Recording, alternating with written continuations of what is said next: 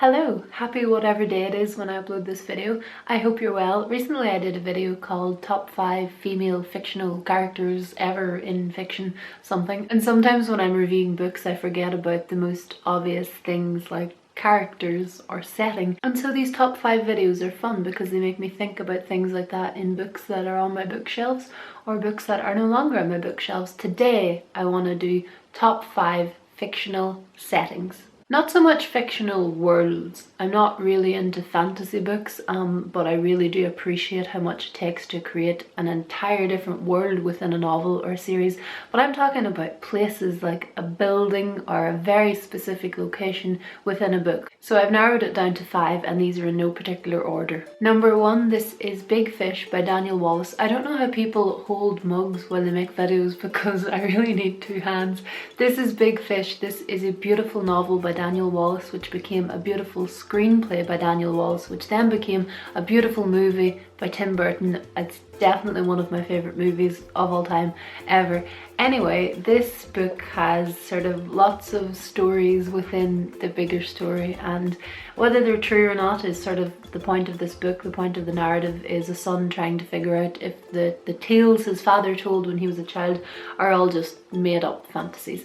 Anyway, his father is called Edward Bloom, and when he's a young man, Edward Bloom sets off on a great adventure, and on that adventure he comes to a town called Spectre. Spectre is the first of my favourite fictional settings in this video. It's a physical location with people and buildings and things happening, but it's also a very metaphorical location, and I don't want to say too much about that in case you haven't read it or you haven't seen the movie, or if you have and you just haven't thought about it like at more than face value. Spectre to me has always been really clever metaphorically. It has a lot of meaning as a place and it's really special, but on a purely aesthetic level I just love the characters that Ed meets when he goes there, and I love the idea of just being barefoot, everyone in a town just being barefoot. It's all just very appealing to me and very appealing to him also. Am I ever going to be able to do a top 5 video that doesn't have Harry Potter in it? I don't know, but number 2 is Hogwarts. There's lots of locations within the Harry Potter series that I could have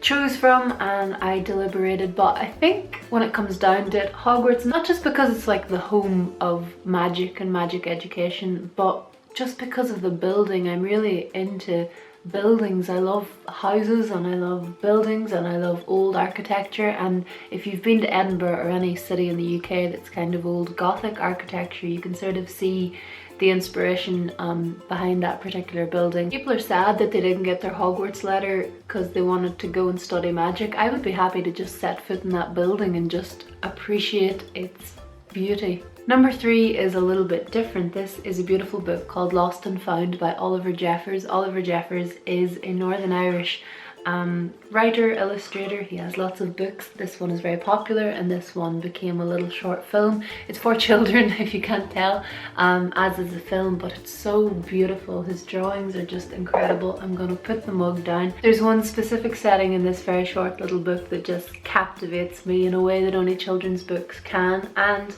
my favourite setting is this little house. I want to live right here on this page. I want to spend my entire life looking at that big moon, and oh, it's just so beautiful. If you're not completely charmed by that drawing, then I do not want to know you. This is beautiful. I love this book so much. It's about a lost penguin and this little boy who he comes across who tries to get him back to where he belongs. It's so lovely and I really love what Oliver Jeffers does, so hopefully I'll pick up some more of his work and be able to feature it properly in a longer video, but I just wanted to mention that because it's so perfectly drawn.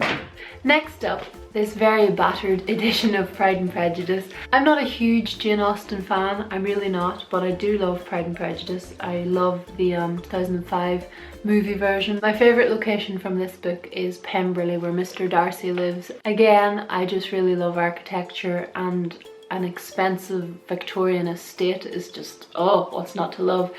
Anyway, I know you can't see it in this book, but it's described, I think the first time that the Bennets go there, Elizabeth talks about how the house doesn't impose on nature, but nature sort of complements the house and the house complements nature because it's positioned like in front of a woods. And I think that's a really beautiful idea, and it's something that when you're building a house or anything that you should sort of think about, that it should fit with nature instead of destroying it or changing it. So I just really like that description, and obviously there's movie versions that sort of bring those big houses to life, and I love those too, so bam! Finally, number 5, last but not least. I don't have the book here, it's still at my parents' house where I keep my beautiful Roald Dahl books, but Charlie and the Chocolate Factory, Willy Wonka's Chocolate Factory, has to be one of my favourite fictional places.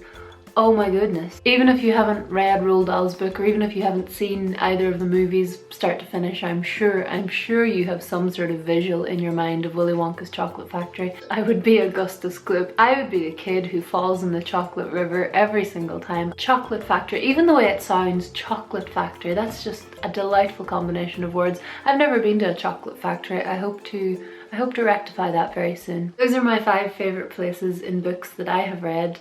Please, as always, share your views on this. Let me know where you daydream about living when you're reading a book, or places that stick out in your head from books you read as a child just because they looked and sounded so perfect. And right now, as you're watching this video, I am in a different place. I'm not in a fictional place, I don't think, but I am in Asia in advance of our Australian and New Zealand tour, so there's still time to get tickets if you want to come and say hello. That would be really fun. Links to tickets and social media and Patreon and my blog and all sorts of things are in the description down there, and I will see you soon.